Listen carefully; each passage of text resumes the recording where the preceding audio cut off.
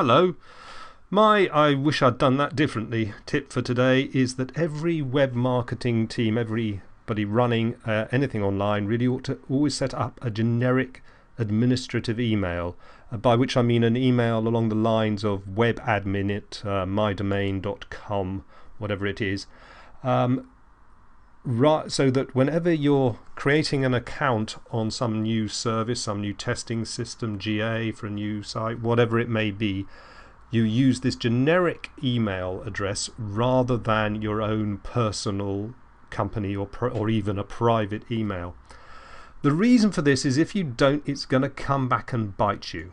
If you use a personal account, or even a company personal account for setting up these new logins, you'll eventually find there's a problem. Responsibilities change, you might move your job. Sometimes you may find that the service doesn't allow you to set up other users and you need to share logins. So again, using anything with your own name in it is probably not a good idea in that situation. And if you are using one of the services which does indeed allow you to have separate admin logins or separate user logins, nevertheless, people can screw those up. And this way, there's always a backup way which is going to get you back into the system. And I have seen this problem happen again and again. So trust me, it's worth doing.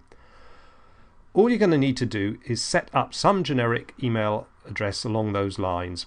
The main point is that it should forward to a real person from day one. Don't just have it go straight into the IT people and then need them to pass on the information to you. Get it to forward to you in this instance. If it's the kind of service which does allow you to set up extra users, then you should immediately set yourself up in your own personal name as a personal login and use that going forwards and add any others that you need.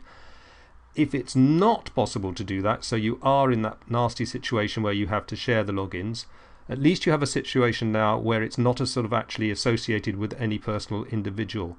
But in this instance, especially if you're needing to share logins, for example, with third-party outsiders like myself as a consultant, it's a really good idea to always use a different password for each of these new services that you're setting up. You don't want to be in a situation where third parties can sort of figure out what the password and logins would be for other services you might use.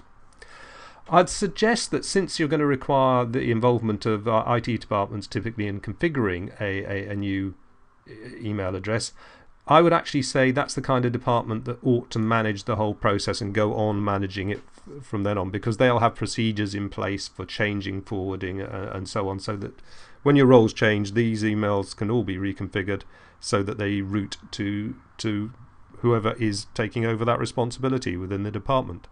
And basically that's it. Once you've got one of these set up, really it becomes a no-brainer from then on. It's just the same as using a personal account, because all the account detail confirmation emails and stuff like that is still going to come straight to you. The whole thing will work much better.